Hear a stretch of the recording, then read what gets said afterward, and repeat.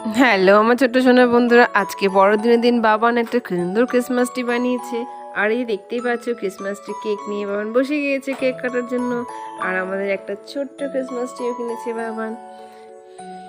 এই যে বাবানের কেক কাটা হয়ে গেছে, কত দুষ্টুমি করছে। এখন কেকটাকে রফাদফা না করলে বাবানের তো শান্তি নেই।